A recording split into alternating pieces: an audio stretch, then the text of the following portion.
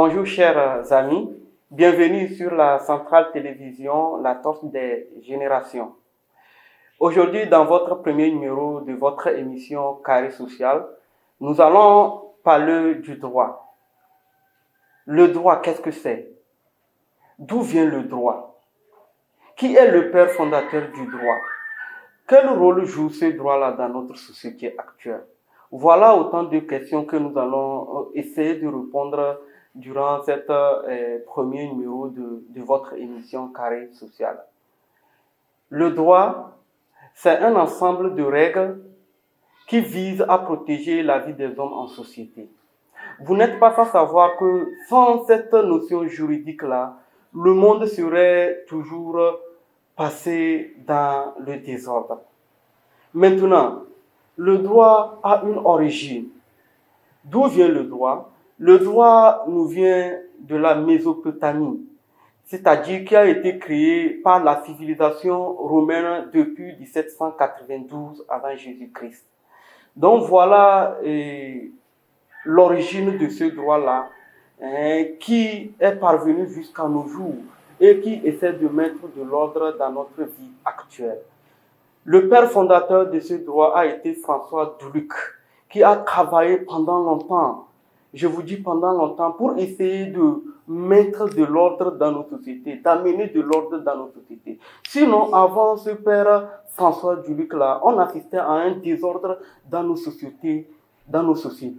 Il y avait du désordre. Les gens ne savaient pas ce qu'ils faisaient. Tout le monde faisait ce qui lui passait par la tête. C'était pas bien. Mais depuis l'avènement de la naissance de ce droit, on a assisté à un ordre dans nos sociétés actuelles. Voilà un peu ce que je peux dire par rapport à l'origine du droit. Mais maintenant, quelles ont été les sources de cette discipline sociale-là qu'on appelle le droit? Voilà. Le droit a une source. Et la source principale du droit, c'est la Constitution. Et ces différentes sources ont été hiérarchisées. On parle de la Constitution, on parle des traités internationaux, on parle des lois, on parle des règlements, on parle des doctrines, on parle de la jurisprudence. Voilà autant de sources de ce droit-là. Mais maintenant, l'importance de cette discipline, c'est quoi?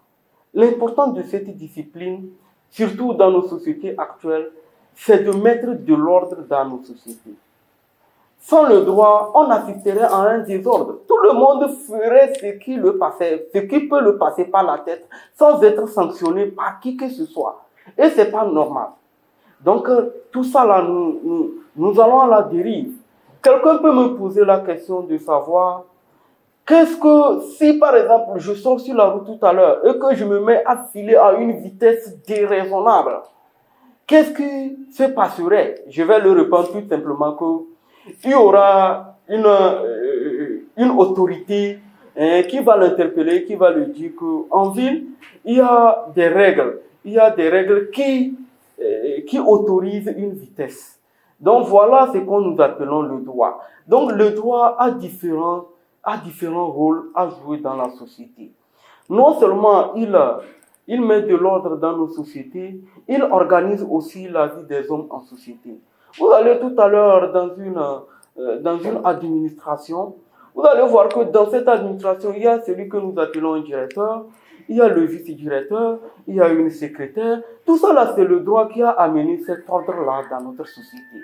Sinon, avant ce droit, ça n'existait pas. Non seulement il organise la vie des hommes en société, ce droit fait quoi? Il prévient les conflits. Tout à l'heure, je sais que si je vole, voilà telle sanction qui peut me parvenir. Donc, est-ce que je vais encore aller voler, on va m'appréhender? Non. Donc, le seul fait de ne plus aller voler là, ça voudrait dire que le conflit qui pourrait advenir en volant là est maintenant remédié. Vous voyez un peu l'importance du droit. Non seulement aussi, il prévient les conflits, il fait quoi? Il protège les prérogatives individuelles. J'ai un bien tout à l'heure. Ce bien fait partie de ma propriété selon l'article 544 de notre Code de propriété. Cet article dit quoi? Donc, le droit de propriété, c'est le droit de jouir et de protéger un bien qui appartient à autrui. Et dans ce droit-là, il y a certains pouvoirs. le portable que je tiens, c'est ma propriété. Et sur ce portable-là, il y a des pouvoirs que j'en possède. Il y a ce que nous appelons l'usus. Il y a ce que nous appelons le fructus. Il y a ce que nous appelons l'abusus. Voilà autant de pouvoirs qu'un propriétaire sur une chose peut avoir. Donc ça voudrait dire que si une tierce personne vient me dire que il veut mon portable, ça voudrait dire que si j'accepte ce que, dans ce cas-là, je délègue certains de mes pouvoirs à cette autre personne-là. Cette autre personne ne possède plus les trois pouvoirs que sont l'usus, le fructus et l'abusus, mais il en possède deux maintenant. Donc, le droit de jouir et le droit de profiter de la chose. Mais le droit d'en disposer, il n'en possède pas ce pouvoir-là. Donc, les gens peuvent me demander, cher monsieur, c'est quoi l'usus, c'est quoi le fructus, c'est quoi l'abusus? Je venais de vous dire tantôt d'où est venu le droit. Le droit est venu de la Mésopotamie, c'est-à-dire c'est la civilisation romaine. Le droit, dans le latin, dans la langue romaine, on dit le jus. Le jus, ça voudrait dire le droit. Donc, vous voyez, ces termes, usus, fructus, abusus, sont des notions qui sont un peu romaines. Vous voyez? Donc, cette autre personne qui a acquis ce bien que j'ai décidé de remettre mon bien, ne possède plus les trois pouvoirs, mais il possède deux pouvoirs. Le droit de jouir et de profiter de la chose. Vous voyez, mais le droit d'en disposer, il n'en possède pas. C'est moi, le propriétaire, que je suis, qui dispose ce droit de disposition. Voilà autant de rôles joués par cette notion de droit-là que nous avons essayé de déballer comme ça. Vous voyez, les quatre rôles, je les reprends. Il maintient de l'ordre dans nos sociétés, il prévient les conflits, il organise la vie des hommes en société et il protège les prérogatives individuelles. Donc, le droit, pour le comprendre mieux, c'est encore mieux qu'on le comprenne à partir de deux sens. Il y a le droit objectif, il y a les droits subjectifs. Le droit objectif, qui parle d'objectivité, parle du général. Et c'est quoi ce droit objectif? Ce droit objectif, c'est un ensemble de règles qui organisent la vie des hommes en société et dont la violation est sanctionnée par l'autorité publique. Vous voyez, tout à l'heure, je peux donner un exemple. L'exemple, c'est la constitution togolaise. Tout à l'heure, lorsque je viole une règle prévue par la constitution togolaise, ça voudrait dire que je suis passible d'une sanction.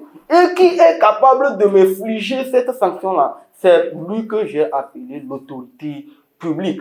L'autorité publique à travers certaines institutions, la police et le judiciaire. C'est ça que nous appelons le pouvoir judiciaire. Vous voyez? Donc, et du coup, la Constitution, qui est un exemple de droit objectif, non seulement la Constitution, mais je peux aussi donner l'exemple du Code togolais des personnes et de la famille. Je peux aussi donner l'exemple du Code de travail. Tous ces codes-là, qui ont pour code mère ce que nous appelons le Code de Hambourg. Le Code de Hambourg qui est le sixième nom du roi Babylone. Donc, le Code de Hambourg, c'est le sixième nom du roi Babylone, qui a été un roi romain. Donc, vous voyez un peu la manière dont le droit fonctionne. Donc, à part le droit objectif, qui parle de l'objectivité, il y a les droits subjectifs. Le droit subjectif, c'est quoi? C'est un ensemble de prérogatives qu'appartient une personne sur une chose. Je viens tout à l'heure de vous parler de l'article 544 du Code civil qui parle du droit de propriété. Toute personne qui a un pouvoir sur une chose, on parle du droit subjectif parce que ça l'appartient. C'est plus particulier. Lorsque vous avez quelque chose qui vous est particulier, on parle des droits subjectifs. Mais ce qui est général, ce qui permet de protéger la population d'une manière générale, on parle des droits, du droit objectif. Vous voyez? Et la différence entre ces deux notions-là, droit objectif, droit subjectif, c'est que c'est le droit objectif qui crée les droits subjectifs. Sans le droit objectif, on ne parlerait pas des droits subjectifs. Vous voyez un peu cette différence entre ces deux notions. Donc, messieurs, chers téléspectateurs, nous allons prendre une petite pause et nous allons revenir après.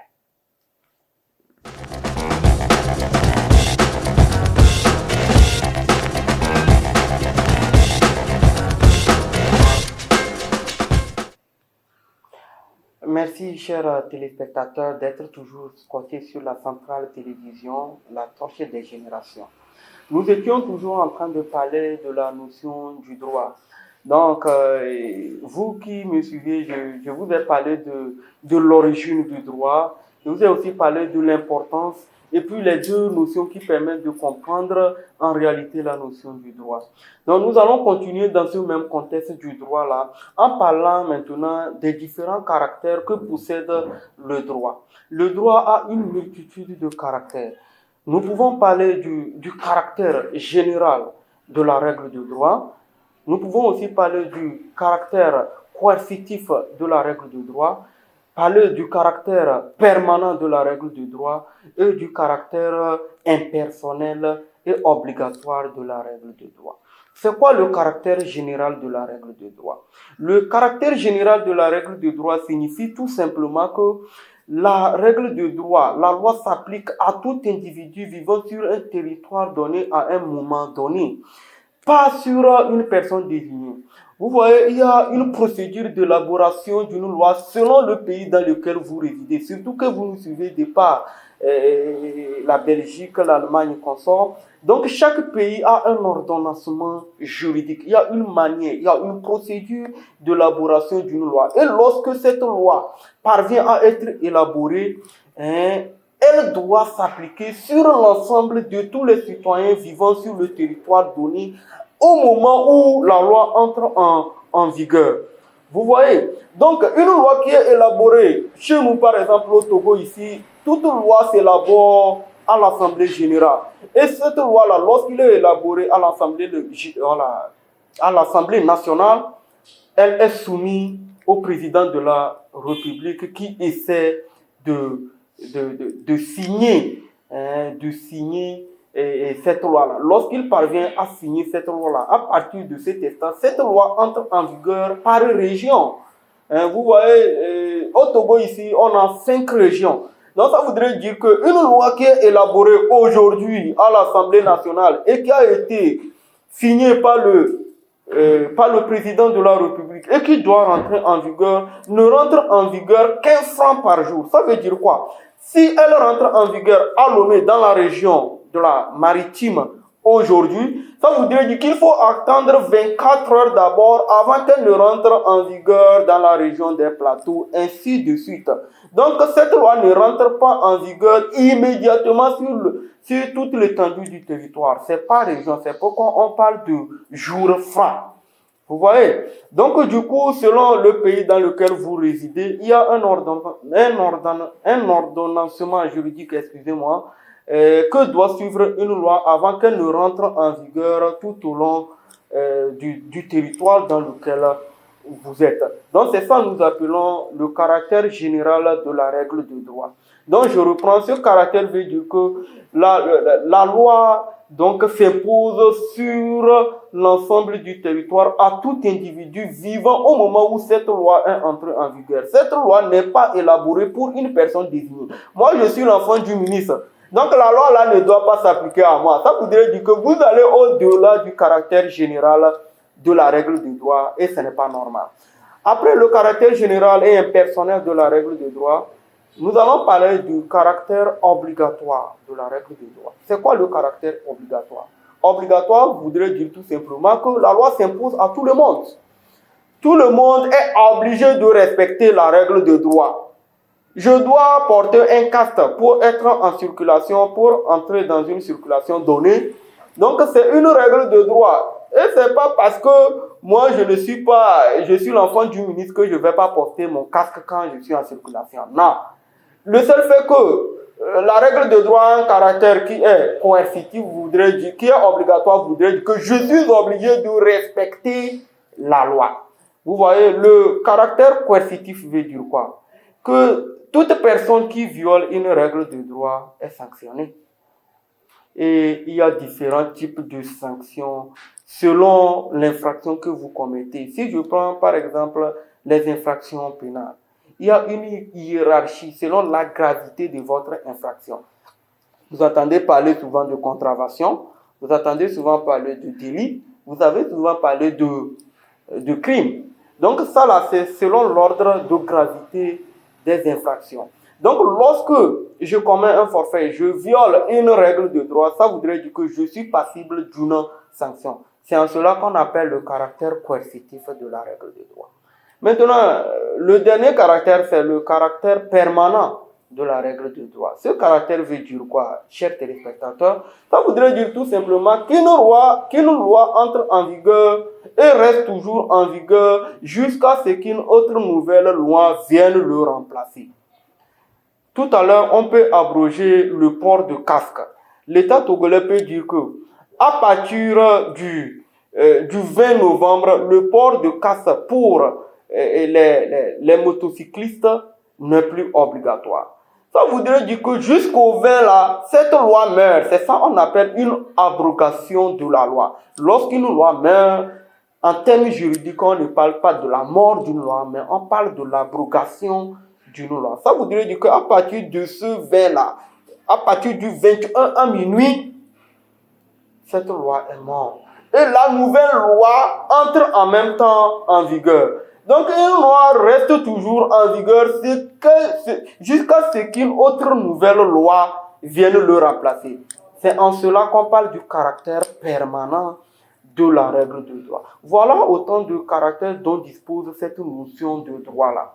Vous voyez, le caractère général et impersonnel, si je peux me reprendre un peu, chers téléspectateurs, le caractère général et impersonnel, le caractère permanent, le caractère obligatoire et le caractère coercitif. Maintenant, autant de caractères-là nous posent deux questions. Et c'est quoi cette question? Comment le droit se subdivise-t-il? Quelles sont les différentes branches du droit? Parce que le droit, c'est une notion tellement vaste. Si on se met à parler de cette notion-là, on peut prendre 24 ans, on ne va jamais finir. Donc ce droit est subdivisé en deux groupes. Nous allons voir le droit public, le droit privé.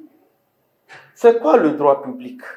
C'est quoi le droit privé? Chers téléspectateurs, le droit public, c'est un ensemble de règles qui organise la vie des hommes en société entre l'administration et le particulier. C'est ça qu'on appelle le droit public. Et ce droit public-là a des branches. Si je peux me permettre, le droit public a une branche qu'on appelle le droit constitutionnel. Quand je parlais des sources du droit, j'ai parlé de la Constitution qui est une loi fondamentale. Donc cette Constitution-là a son droit qu'on appelle le droit constitutionnel. À part le droit constitutionnel, il y a le droit fiscal. Le droit fiscal, c'est le droit des impôts. Nous, dans notre pays, si on parle de OTR et consorts, c'est le droit. Ils se servent du code fiscal pour régir leur domaine qu'on appelle l'OTR. Vous voyez, à part le droit constitutionnel, le droit fiscal, il y a le droit administratif, qui est propre aux administrations, chers messieurs. C'est propre aux administrations. Chaque administration a ses propres règles. Donc voilà les branches du droit public que je peux relever en ce moment précis. Parlant du droit privé qui est un ensemble de règles entre particuliers. Entre particuliers, ça voudrait dire quoi? Entre le privé. Donc, il y a aussi des branches du droit privé. Il y a le droit civil qui est le droit mère de toutes les autres branches du droit. Donc, parlant plus, je vais un peu m'attarder sur ce droit civil-là. Parce que même en France, vous nous suivez, vous entendez parler du code civil. Ce code civil-là est né depuis 1804. Et à cette date au 19e siècle, on l'appelait le code napoléonais. Ça voudrait dire que c'est Napoléon qui a introduit le droit civil dans nos civilisations actuelles. Donc c'est grâce à lui qu'on parle du code civil maintenant. Et ce code civil varie d'année en année. Dans nos prochaines éditions, si le temps nous permet, je vais apporter le code civil. Vous allez voir, le code civil de 2005 n'est pas le même code civil de 2016, ainsi de suite. Ça voudrait dire que la jurisprudence évolue. Chaque année, les jugements, consorts, ça évolue et c'est introduit toujours dans le code civil pour que ça permette aux judiciaires de mieux trancher les litiges avec impartialité. Vous voyez? Donc c'est pourquoi on appelle le droit civil du droit commun. On appelle le droit civil encore le droit commun. Parce que c'est le droit là qui est né premièrement et en plus est venu se greffer d'autres branches du droit. Par exemple, le droit commercial. Le droit commercial, c'est plus le droit des commerçants. Et ce droit ici, au Togo, a été vraiment un droit qui est né un peu tardivement à partir de 1997. Si je parle de 1997, ce n'est pas parce que c'est en 1997 que ce droit commercial a commencé d'être appliqué. Non, ça voudrait dire que c'est à partir de 1997 que le Togo a intégré une organisation internationale qu'on appelle l'OADA. L'OADA signifie l'Organisation pour l'harmonisation en Afrique du droit des affaires. Et ce OADA-là, c'est une communauté d'États qui l'a créé. Ce n'est pas le Togo seul, ni ce n'est pas la France seule, ni ce n'est pas, je ne sais pas où vous êtes. Non, mais c'est une communauté d'États. Et cette communauté d'États-là, si je prends par exemple le Burkina qui fait partie du code OADA, ça voudrait dire que les mêmes règles que nos juges peuvent appliquer en ce qui concerne les conflits commerciaux, les juges burkinabés aussi peuvent appliquer ces mêmes règles dans les mêmes litiges. Donc ce code OADA qu'on appelle encore le code vert peut être appliqué dans les pays membres. Mais les pays qui ne sont pas membres, ça voudrait dire qu'eux aussi, ils ont leur propre code de commerce dans lequel s'il y a un conflit commercial, ils peuvent se servir pour trancher leur litige. C'est en cela qu'on appelle le code, le droit commercial. À part le droit commercial, il y a aussi une autre branche du droit privé, le droit du travail. Le droit du travail, c'est plus, comme vous l'entendez, c'est plus dans le domaine du travail. Et dans le domaine du travail aussi, il y a des règles que l'employeur, des règles que les salariés doivent respecter pour bien mener leur activité. Et sans le respect de ces règles-là, ça voudrait dire qu'il peut advenir des conflits. Par exemple, le licenciement, par exemple, la démission entre l'employeur et le salarié. Et toutes ces personnes-là ont des obligations selon le code du travail qu'ils suivent pour assainir leur domaine du travail. Donc voilà ce que je peux dire par rapport aux différentes divisions, aux différentes branches du droit. Le droit ne s'arrête pas là-bas. Je vous ai tantôt parlé du judiciaire. Ça voudrait dire de l'organisation judiciaire.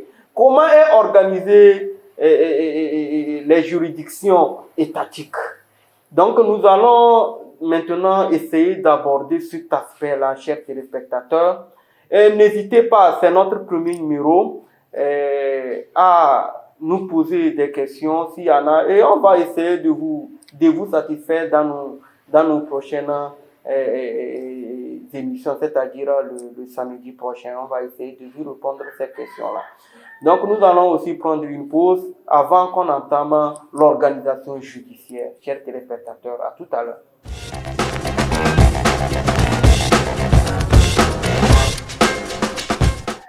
Merci, chers téléspectateurs, d'être toujours scotchés sur la Centrale Télévision TV. Et nous sommes toujours dans notre premier numéro de notre émission, de votre émission Carré Social. Nous allons essayer d'aborder maintenant la dernière phase de notre émission qui va concerner, comme je vous l'ai promis, l'organisation judiciaire. Vous n'êtes pas sans savoir que selon le pays dans lequel vous résidez, l'organisation judiciaire varie selon les États. Je vais un peu parler de notre pays ici au Togo.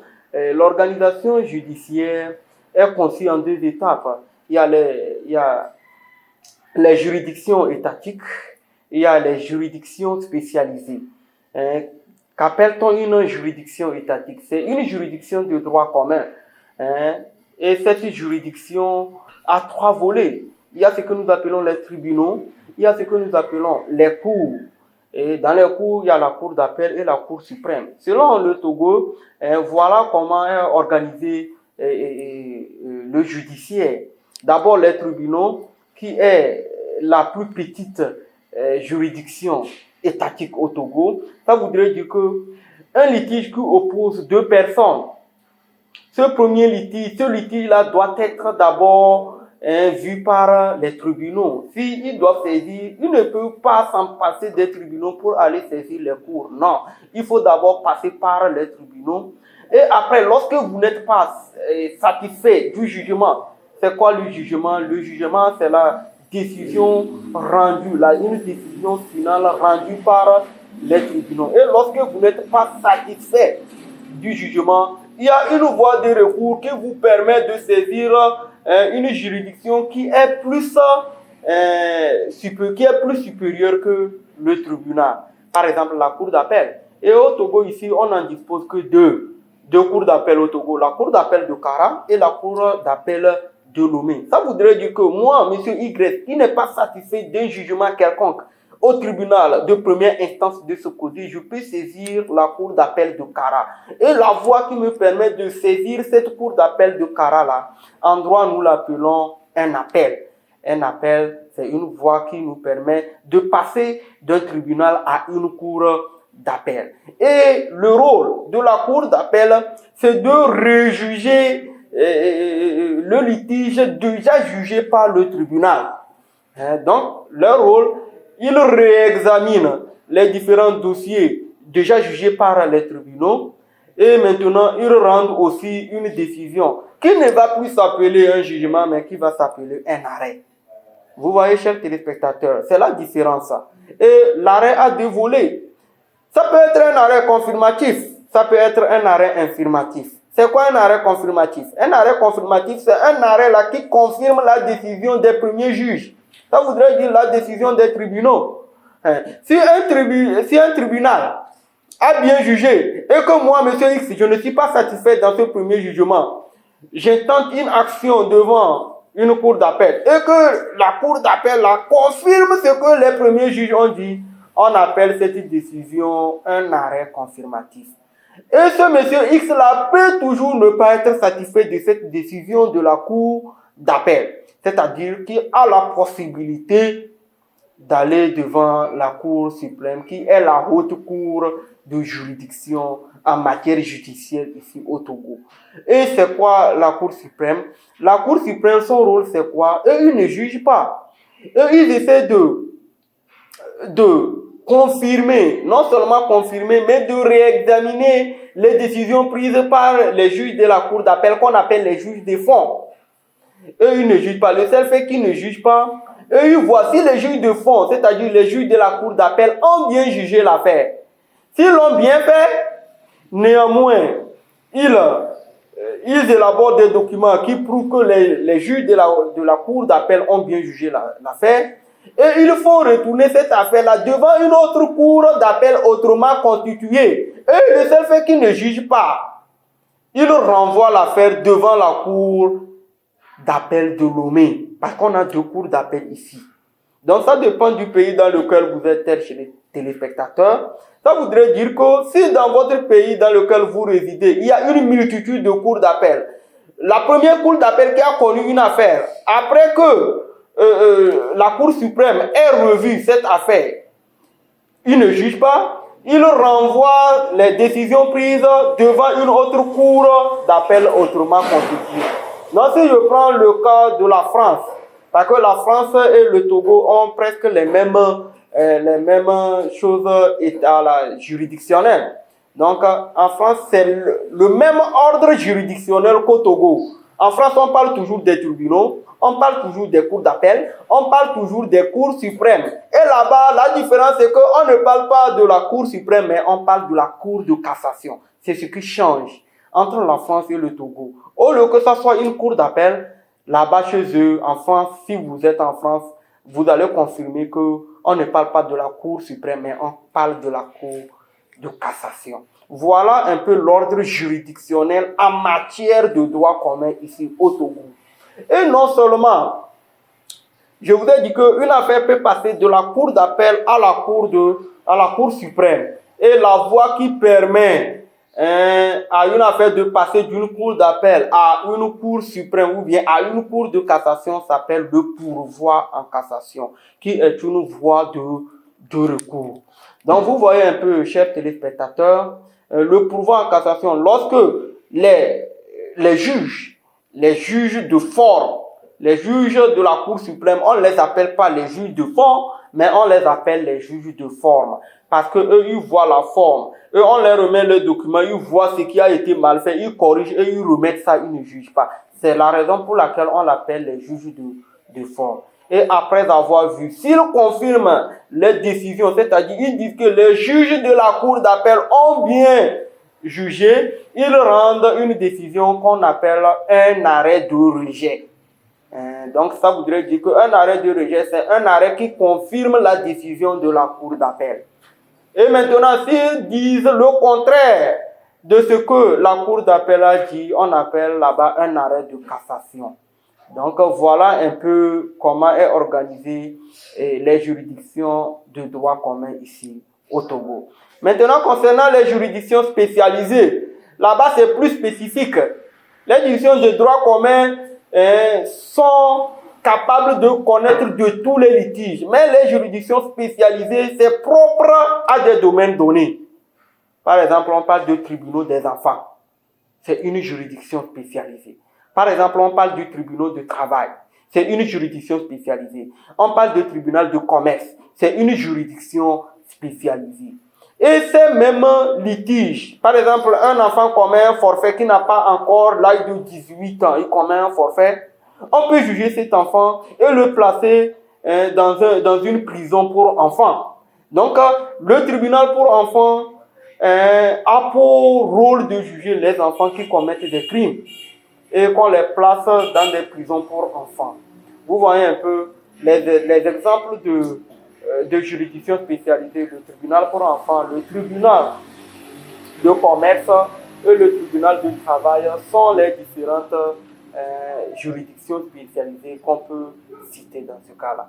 Vous voyez, et maintenant nous allons parler de l'ordre du personnel judiciaire.